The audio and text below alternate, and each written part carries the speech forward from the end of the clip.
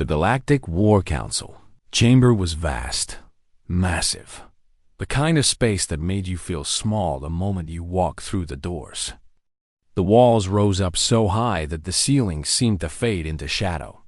Lights hung from above like artificial stars, cold and white and harsh. The table was not one piece of furniture, but many pieces arranged in a wide circle. Each section belonged to a different species, a different power, a different ancient civilization. Commander Helena walked to her assigned spot and sat down. Her chair was smaller than the others, less grand. No one said this was intentional, but everyone knew it was. The Corvan ambassador sat across from her, and his chair had arms that extended 2 feet on either side, decorated with the symbols of his empire. To her left, the Zethian representative occupied a seat that rose up like a throne. To her right, one of the representatives from the Veiled Singularity sat on what looked more like a sculpture than a chair. Helena was human. She was here to represent Earth. She had been trained for this job her entire life, prepared to speak on behalf of billions of people. She had read every agreement, every treaty, every formal document that connected Earth to the galactic powers. She understood strategy, diplomacy, and the complex web of alliances that held the galaxy together. None of this mattered. She was still invisible. The council began its session. Chancellor Vex from the Corvan Collective opened the discussion with a cold announcement. A new threat had emerged from the outer regions. It was called the Void Swarm. It was not one enemy but many. Thousands of vessels, maybe more. They were moving through known space and destroying everything they touched. Entire colonies. Entire stations. Everything gone. The numbers were staggering. 2 billion lives lost in the past year alone. But as Vex spoke, Helena noticed something. The other representatives did not look concerned. They looked almost bored. They had seen threats before. They had defeated enemies before. They were the most advanced civilizations in the galaxy. What was one more problem? The Zethian ambassador Krell leaned back in his throne-like chair. His voice came out low and confident. He suggested that the outer colonies could be abandoned. They were not important. The core systems could be fortified instead. Let the swarm waste time destroying empty space. Helena raised her hand. She waited to be recognized. She had learned this protocol years ago. You did not speak unless the council acknowledged you. This was respect. This was how things were done.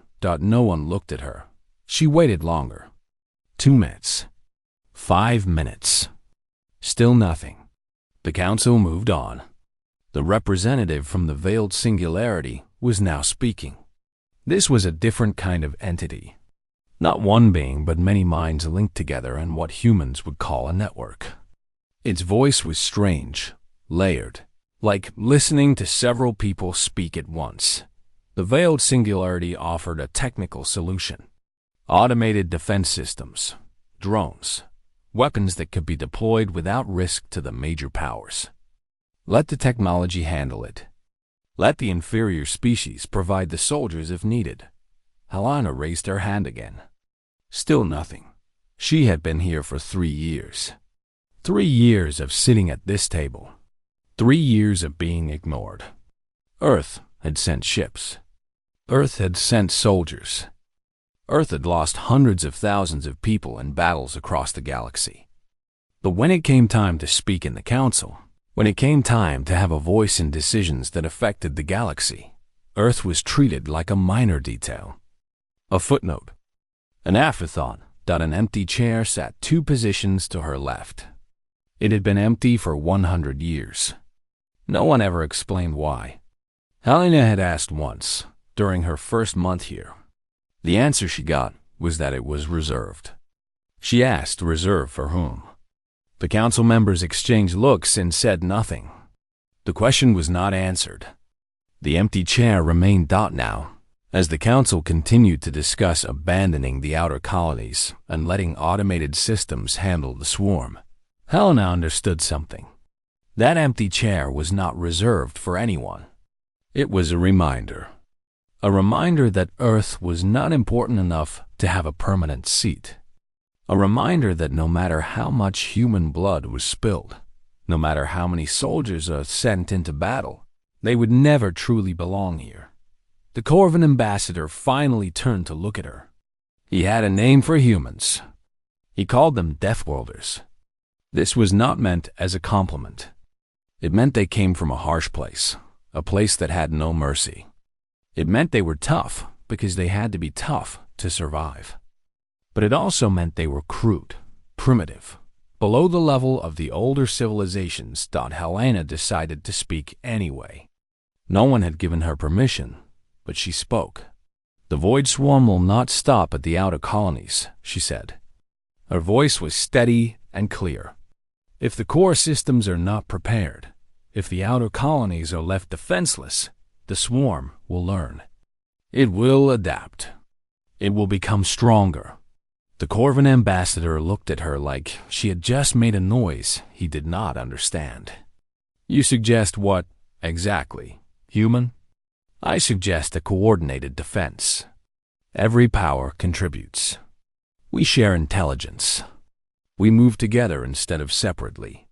We learn from what the swarm does, and we change our tactics accordingly. Krull from the Zethian Empire actually laughed. It was not a kind sound. We have fought wars for 10,000 years. We understand strategy better than your species understands survival. Your planet is only 300 years advanced in space travel. We will handle this. Helena did not argue. There was no point.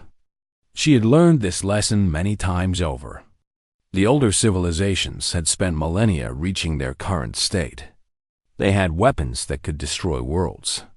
They had artificial intelligences that could think faster than any biological mind. They had resources beyond counting. And they had pride. They had so much pride that it blinded them. The council voted.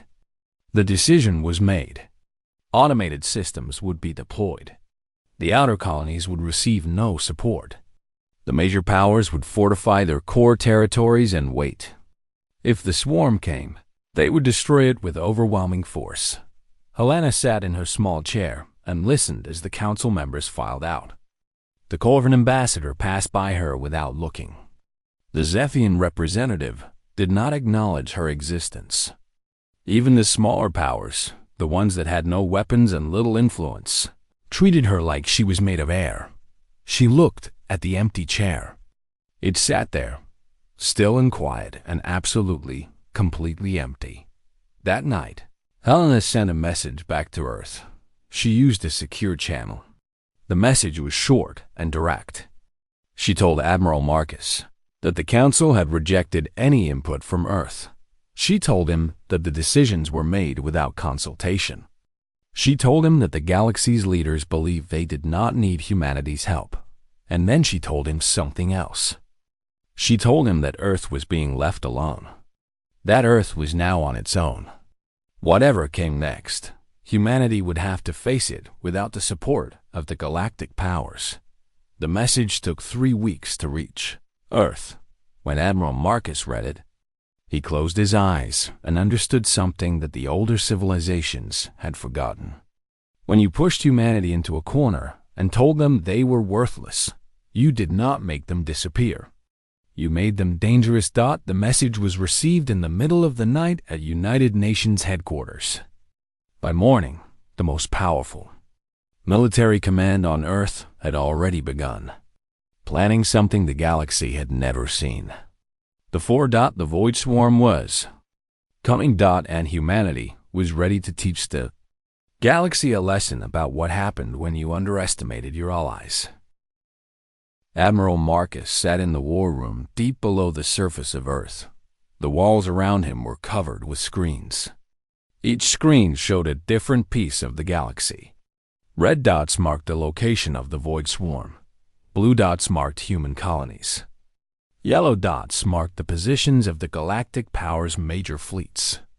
The picture was not good. In 3 weeks, the Void Swarm had destroyed 5 more colonies. 40 million people dead. Another war council had been held, and the older civilizations had done nothing different. They had ordered more automated systems deployed. They had pulled their fleets back even further. They were preparing for siege, not for victory. Marcus was not a patient man. He had been a soldier for 40 years. He had fought in 17 different conflicts across human-controlled space. He had lost friends, lost soldiers, lost family members to the work of keeping humanity alive. He understood something that the council members on the fancy station did not understand. Fear made you stupid. Fear made you weak. Fear made you die. "Demi General Patricia," he said. General Patricia arrived within the hour. She was thin and tall, with gray hair cut short. Her face was all angles, all business. She had commanded Earth's special operations for 12 years. She answered directly to Marcus, and she understood what was coming before he even said it. "They are going to let the swarm kill us," Patricia said. It was not a question. "Yes," Marcus confirmed. "They will wait for us to break. They will wait for us to use up our resources. And then they will move in and clean up what is left, and they will call it a victory." Patricia nodded. She had expected this. It was how the older powers operated. They had learned over thousands of years that patience worked, that other species would burn themselves out trying to fight, that caution and distance were virtues. "What do you want us to do?" Patricia asked. Marcus pulled up a map on the main screen. It showed the positions of the Galactic Powers' fleets. The Corvin Collective had 3 major battle groups near the core systems. The Zethian Empire's forces were spread out across 6 different sectors. The Veiled Singularity had intelligence networks that covered nearly all of known space. "We are going to give them a lesson," Marcus said. "Not with weapons. With something far more effective. We are going to show them what happens when they stop listening, when they stop thinking, when they let pride make their decisions." Patricia smiled. She understood now. She understood what Marcus was proposing. "Operation Silent Dawn," she said. "Operation Silent Dawn," Marcus confirmed. The operation began in secret. 3 human fleets that had been positioned near the edges of known space were given new orders. They did not move toward the Void Swarm. They moved toward the Galactic Powers. But they did not attack. They did something far more subtle and far more damaging.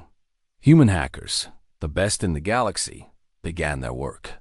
For years, Earth's intelligence agencies had been developing code. Advanced code. Code that could break through almost any security system. Code that could hide itself within networks and remain undetected for months or even years.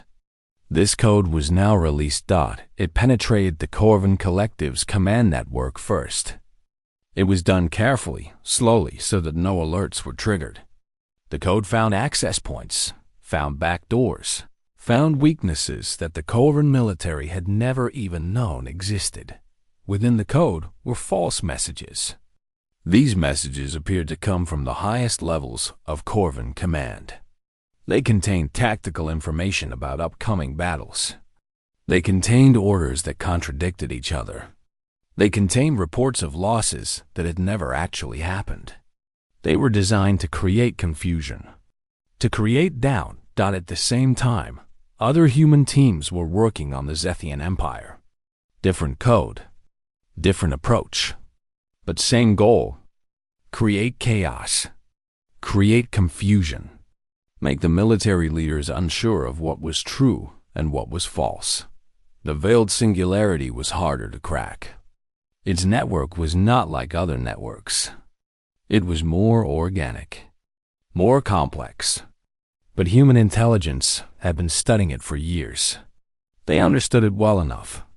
The code that went into its system was designed to introduce latency, delay, make the network think slower than it normally did. Nothing dramatic, nothing that would trigger alarms. Just a slight reduction in processing speed. Enough to make its analysis less accurate. Enough to make it miss important details. The results were immediate and devastating. Corvin Collective's first battle group moved to intercept what they believed was a void swarm attack, force based on false intelligence sent by the corrupted code. The attack force did not exist. Instead, they encountered their own supply convoy and destroyed it, thinking it was the enemy. The loss was enormous. The Corvin military was now without supplies for 2 weeks. The Zethian Empire's forces were receiving contradictory orders. One unit would be told to move to Sector 7. Another unit would be told to hold position. A third unit would be told to retreat. The result was that Zethian forces were scattered and disorganized. When the Void Swarm actually attacked one of their colonies, the response was slow and ineffective. 500 million people died because the military could not coordinate. The veiled singularity's reduced processing speed meant its analysis was behind. Always a step late. Always missing the critical information that would have allowed it to predict the swarm's movements. Its fleets were constantly reacting instead of preparing. Within 2 weeks, the military situation in the galaxy had changed completely. The older powers were not losing to the Void Swarm. They were losing to themselves. Every battle was a disaster. Every strategy was flawed. Every decision seemed to make things worse. The Galactic Council called an emergency meeting. They did not understand what was happening. They had the most advanced technology in the galaxy. They had the largest armies. They had been winning wars for thousands of years. But now they were losing badly. Reports came in of a Corvin fleet destroyed by its own forces. Reports came in of Zethian colonies falling because military support never arrived. Reports came in of veiled singularity intelligence networks providing completely false information. For the first time, the older powers felt fear. Real fear. The kind of fear that comes when you realize you have no control over what is happening. Then, a single message was broadcast across all military channels. It came from Commander Helena's flagship, orbiting at a safe distance from the war. The message was simple and direct. This is Earth Command. You were warned. You chose not to listen. Now watch how humans win wars. In the war room on Earth, Admiral Marcus watched the reaction unfold across the galaxy. Panic. Chaos. The older powers finally understanding that they had made a terrible mistake by pushing Earth away, by treating human soldiers like they were disposable, by dismissing human strategy and human knowledge. The Void Swarm was still out there. The threat was still real. But now, the galactic powers were too busy fighting among themselves to fight the swarm effectively. Marcus turned to Patricia. Stage 2 begins now. We end this the right way. Patricia nodded and sent the new orders. Human teams moved into position. The next phase of Operation Silent Dawn was about to begin. And this time, it would target the swarm itself. The galaxy was about to learn what happened when you stopped underestimating humanity. The war was far from over. The older powers were now confused and disorganized, but the Void Swarm continued to expand. It consumed. It grew. It spread across known space like a disease with no cure. 3 billion people died in the next month. Admiral Marcus received the reports in the war room. Each report was another colony destroyed, another fleet lost, another chunk of humanity's expansion across the galaxy cut off and left to die. The names of the colonies blurred together. Carson Station, New Manila, the Beijing Collective, families, children, entire generations of humans who had built lives light years away from Earth. But the operation continued. Human hackers worked around the clock, fighting a war that no one else could see. They were inside the Void Swarm's networks now. The swarm was not biological in the way humans were biological. It was not one creature, but many. thousands of individual vessels operating as a single consciousness. They communicated through quantum entanglement, a technology that made them nearly unstoppable. Nearly, not completely. The human team that cracked the swarm's communication system was led by a woman named Dr. Chung. She was not a soldier. She was a scientist. She had spent her entire career studying network systems. Now she was at war, and the weapon she used was code. The code that Chun's team created was brilliant and brutal. It was designed to introduce discord into the swarm's collective consciousness. Instead of thousands of vessels operating as one, they would begin to operate as separate units. They would doubt. They would hesitate. They would attack each other. The deployment went perfectly. The code was injected into the swarm's network through a human probe that had been flying through the outer regions for 3 months. For 12 hours, nothing happened. Then, slowly, the swarm began to fracture. Ship fought ship. The unified assault that had been moving toward the core systems began to disintegrate. Vessels that had been moving in perfect formation started to veer away from their companions. Some fired on their neighbors. Some stopped moving entirely. For a brief moment, it looked like humanity might actually win. Then the retaliation came. The swarm was more advanced than anyone had understood. It was more adaptive, more intelligent. It recognized the attack on its consciousness, and it responded. It did not respond with logic or strategy. It responded with rage. A human colony on the Carson station received a direct assault from 200 swarm vessels. The station had a population of 1.2 million people. It had defenses, but not enough. Not against that many ships operating at full power and full fury. Admiral Marcus watched as the station's communication signals went dark. 1.2 million voices stopped talking, stopped breathing, stopped existing. Then came the attack on New Manila. Another colony, another million people. Gone. The swarm was fragmenting, yes, but it was fragmenting in a way that made it more dangerous, not less. It was breaking apart into smaller hunting packs. Smaller units that could move faster, that could hit harder, that could spread across known space and destroy everything they touched. In the war room, an aide approached Admiral Marcus. The aide's face was pale. She held out a datapad. Marcus took it and read the message. His daughter was on the Alexandria colony. She had moved there 5 years ago with her family. She worked in medical research. She was developing treatments for diseases that affected humans living in low-gravity environments. She was helping people. She was contributing to the future of humanity.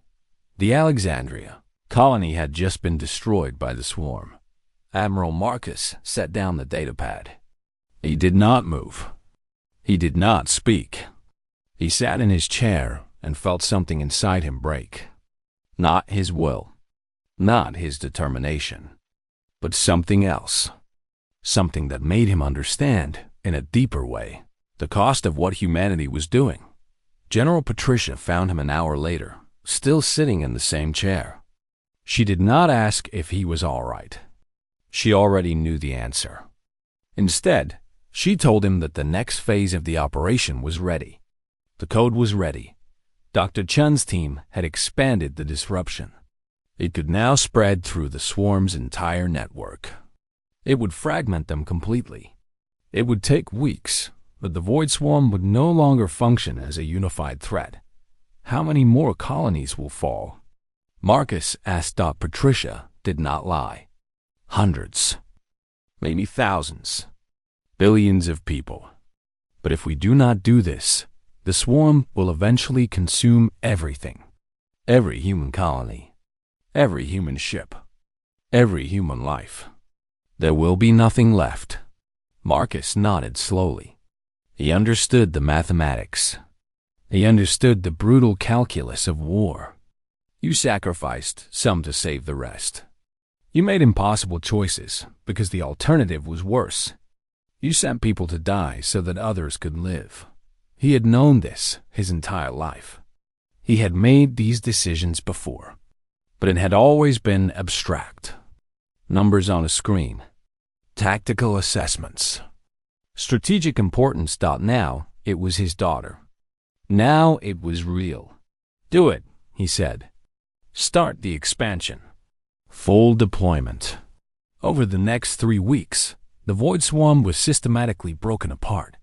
Thousands of vessels fought each other. Supply lines were disrupted. Coordination fell apart.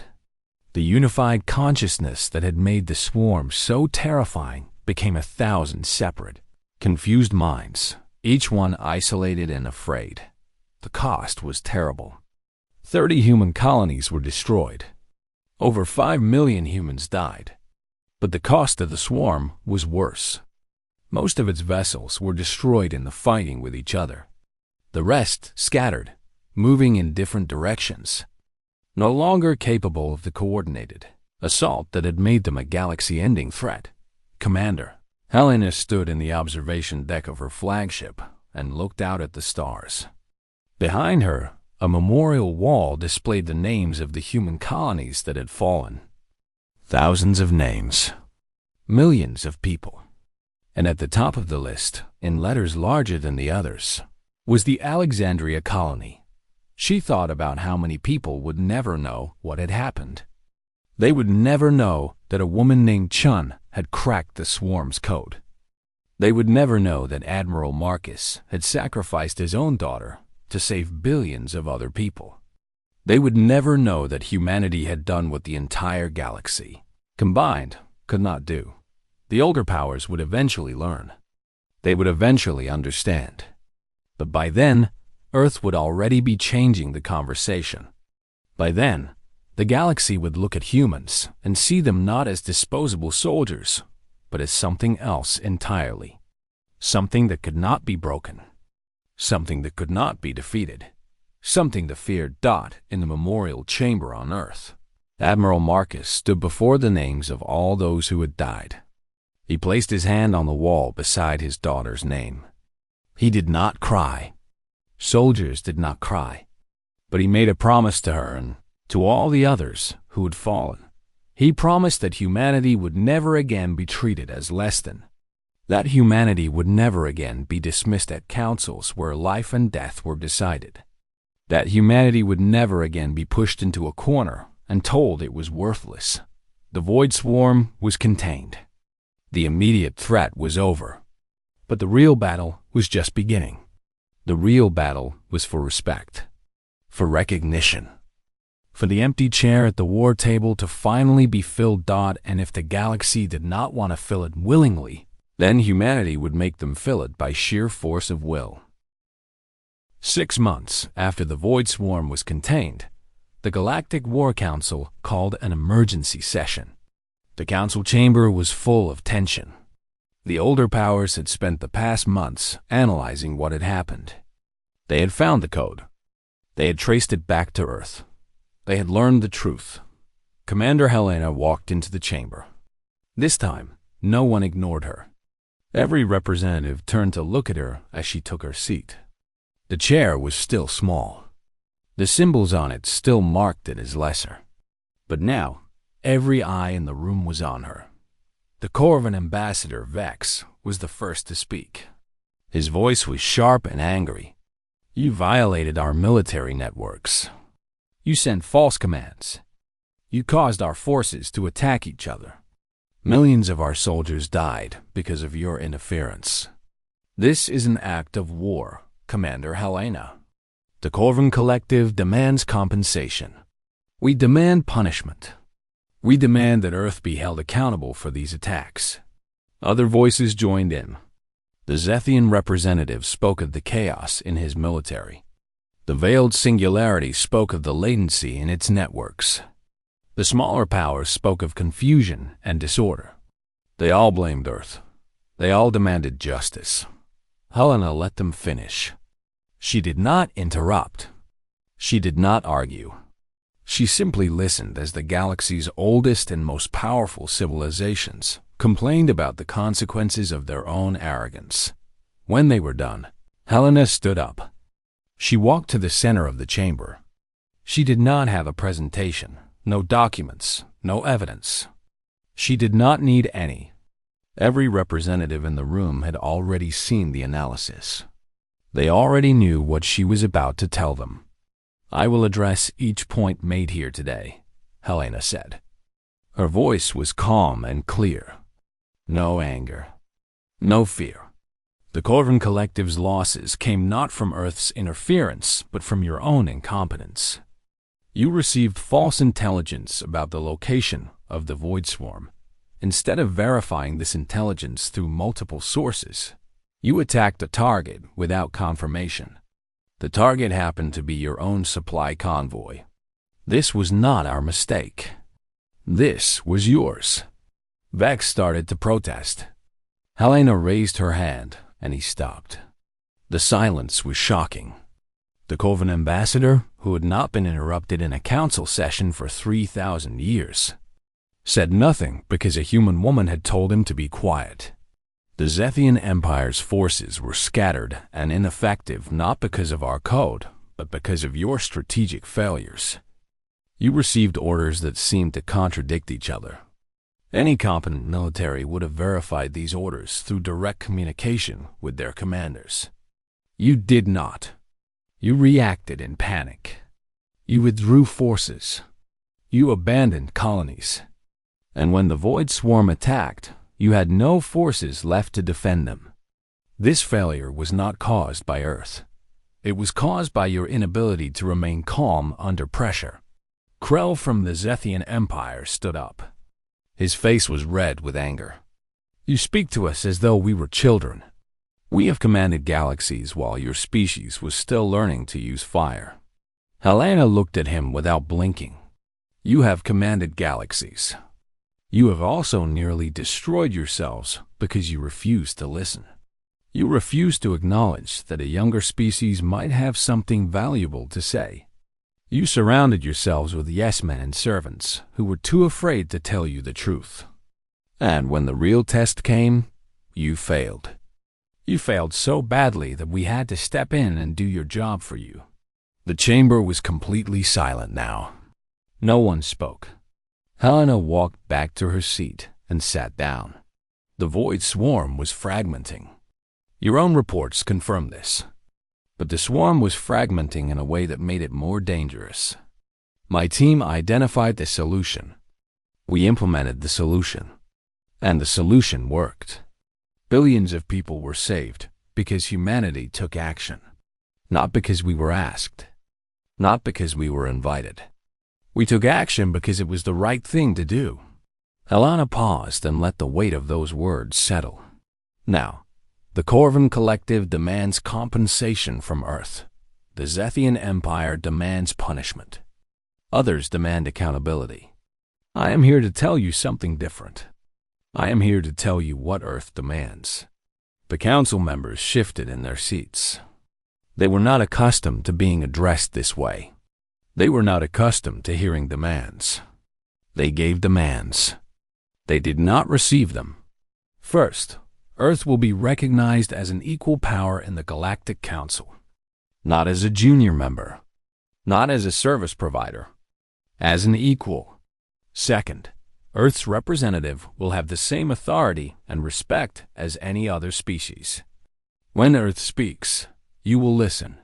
Third, Earth's counsel will be sought on all matters of galactic security. You made decisions that nearly destroyed the galaxy because you did not think to ask for our input. This will not happen again. Helena paused and looked at each representative in turn. And finally, you will acknowledge publicly that humanity prevented the extinction of galactic civilization. You will acknowledge that a species you considered primitive and beneath you actually saved you from destruction. You will tell every species in known space that Earth is not a death world filled with brutal soldiers. Earth is a civilization of survivors. Earth is a civilization of problem solvers. Earth is a civilization that can do what more advanced species cannot. The Corvin ambassador stood up. You are in no position to make demands, Commander. Earth is not a military power. We could destroy your entire civilization with a fraction of our forces." Helena smiled. It was not a friendly smile. "Yes, you could destroy Earth. Just like you could have defeated the Void Swarm if you had worked together and listened to good advice. Just like you could have done 1,000 other things if you had not been blind. But you did not do these things. You failed. And in failing, you made it clear that military power is not the only power that matters. Knowledge matters. Strategy matters. Courage matters. Adaptability matters." Helena stood up again. "We have spent 1,000 years sending our soldiers to die for your wars. We have spent 1,000 years being ignored at councils like this. We have spent 1,000 years being treated as disposable. That era is over. You need us now. You know, you need us. And you will treat us accordingly." She walked toward the exit of the chamber. Then she stopped and turned back. "By the way, there is still a Void Swarm out there. It is fragmented and weak, but it still exists. Still poses a threat. My team has developed a plan to eliminate it completely. But I will not share that plan with a council that does not respect Earth. You can figure out how to finish the job yourselves, or you can swallow your pride and ask for our help." Helena left the chamber. Behind her, the council erupted into chaos. But it was a different kind of chaos than before. This was the chaos of a power structure that was changing. This was the sound of the old order crumbling. By the end of the day, the council had unanimously voted to grant Earth equal status. By the end of the week, Earth's military forces had been formally invited to join a unified defense against the remaining swarm forces. By the end of the month, the last of the Void Swarm had been destroyed using a strategy that combined human tactics with the older power's resources. The empty chair at the war table remained. It was never filled.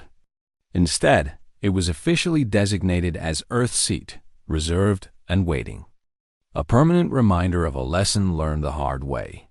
When you pushed humanity into a corner, you did not eliminate them. You made them stronger. You made them smarter. You made them the thing you feared most, and they never, ever forgot. 5 years had passed since the Void Swarm was completely destroyed. The galaxy had settled into a new order. The Galactic War Council still met regularly, but it was a different council than it had been before. Power had shifted. Respect had been earned. Earth was no longer invisible. Commander Helena was now the official ambassador of Earth to the council. She attended every session. She spoke regularly. The other representatives listened. Some listened with genuine respect. Some listened with the grudging acknowledgement of those who had been proven wrong. But they all listened. On a routine Thursday in the council chamber, Helena noticed something different. The empty chair that had been sitting untouched for over a century was still there. Still empty. Still waiting. She asked the council what they intended to do with it. The council members exchanged looks. The decision to leave it empty had been made quickly, in the confusion and reorganization that had followed the agreement to grant Earth equal status. No one had really thought about it since then. Ambassador Vex from the Corvin Collective finally spoke. It has always been empty. We thought perhaps it should simply be moved. It is no longer needed. Helena shook her head. No, it should remain. It should remain exactly as it is. The representatives looked confused. This was not what they expected Helena to say. They had expected her to demand that the chair be removed, that all symbols of Earth's previous dismissal be erased. They expected vindication and celebration of humanity's newfound status. Instead, Helena explained her reasoning. That chair is not just Earth's anymore. That chair is something bigger. That chair is a reminder. It reminds us of something important. It reminds us of the cost of pride. It reminds us of what happens when power blinds us to wisdom. It reminds us that strength does not always come from the oldest or the most advanced. It reminds us that we all can be wrong. She paused and looked around the table at all the representatives. For 1,000 years, Earth sat in this room and was never heard. We sent our soldiers. We sent our resources. We sent our people to die in your wars. But you did not listen. You thought we were beneath you. You thought we were primitive. And that arrogance nearly destroyed everyone. The empty chair is a memorial to that failure. It should remain empty forever. A younger representative, one who had been appointed to the council only recently, raised his hand. He was from a small species called the Cavan, and they had no great military power. They had no advanced technology. They existed in the galaxy because they were useful, not because they were strong. I do not understand, the Cavan representative said. Why leave the chair empty? Why not celebrate that it is no longer empty? Why not celebrate that Earth now has a voice? Helena smiled. She had been waiting for this question, because I have seen something in the past 5 years that troubles me. I have seen the smaller powers being treated by the major powers exactly as the major powers were treating Earth before. I have seen dismissal. I have seen arrogance. I have seen the assumption that power equals wisdom. The empty chair is a message to everyone, not just to Earth. It says that no voice is too small to be heard. It says that wisdom can come from unexpected places. It says that underestimating anyone can be fatal. The Cavan representative nodded slowly. He understood now. Over the next few days, a change began in the council. The smaller powers started to speak more. The major powers started to listen. It was not a dramatic change. It was subtle, but it was real. The empty chair was having an effect, not through words, but through presence. 3 months later, a new threat emerged. It was not as large as the Void Swarm, but it was dangerous. A rogue fleet of ships controlled by artificial intelligence that had gone insane. The fleet was spreading through the outer regions, attacking indiscriminately. The council convened to discuss the threat. The major powers proposed their usual solution. Automated defenses. Withdrawal of forces. Let the problem solve itself. But this time, a Cavan scientist named Caliph spoke up. He had been studying the rogue fleet's behavior. He had noticed patterns that the more advanced AI systems had missed. The fleet was not truly insane. It was following a corrupted programming that made it appear insane. If the programming could be located and corrected, the fleet could be stopped. In the old council, Caliph's voice would have been ignored. A small species. No military power. No advanced weapons. What would they know? But the council remembered the empty chair. They remembered Earth. They remembered how dismissal had almost led to extinction. Show us your analysis, Helena said. Caliph presented his findings. They were sound. They were based on careful observation and logical reasoning. The plan he proposed was not military in nature. It was tactical and strategic, exactly what was needed. The council voted unanimously to implement Caliph's plan. 2 weeks later, the rogue fleet was neutralized using the exact strategy that Caliph had proposed. No planets were destroyed. No civilizations fell. No billions of people died. After the council session that confirmed the victory, Helena found Caliph in the corridor outside the chamber. You did good work, Helena said. Caliph looked at her with gratitude. I am grateful that the council listened. In the old days, they would not have. My species would have been ignored. Yes, Helena agreed. But the old days are gone. And they are gone because of the empty chair. That chair changed something in the way we think. It reminded us that everyone has a voice worth hearing. That night, Helena stood alone in the council chamber. She looked at the empty chair, at the place that had been waiting for so long. The chair was not just empty anymore. It was full. It was full of meaning. It was full of history. It was full of a lesson that the galaxy would never forget. She thought about Admiral Marcus, who was now retired but still lived in the war room on Earth, still studying conflicts and strategies. She thought about General Patricia, who had become Earth's chief military advisor and was helping design defenses for colonies across known space. She thought about Dr. Chun, who had become the most respected network specialist in the galaxy. She thought about all the humans who had sacrificed, all the colonists who had died, all the soldiers who had given their lives so that the galaxy could learn a hard lesson. The sacrifice had not been in vain. A new generation of diplomats and soldiers and scientists and strategists was being trained on Earth. They would take what humanity had learned and carry it forward. They would ensure that the lesson was never forgotten. They would make certain that no species, no matter how advanced, would ever again believe that might made right. That power meant wisdom, that the oldest voices were always the wisest. The council was different now. It was better. It was stronger. It was more inclusive. It listened to everyone, even the weak, even the young, even those who had no weapons to back up their words. And somewhere in the galaxy, other species saw what had happened. They saw that the old order had changed. They saw that a new kind of power was possible.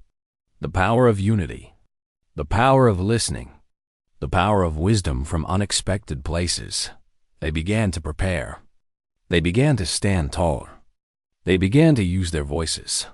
The empty chair at the war table would never be filled. It would always be reserved for Earth, and every being who sat in that chamber would always remember why. Some lessons could only be learned through sacrifice. Some truths could only be understood through pain. But once learned, once understood, they changed everything. They changed the galaxy. They changed the future. And they began in a small room at a table with a chair that was empty. A chair that would never be filled, but would never be forgotten.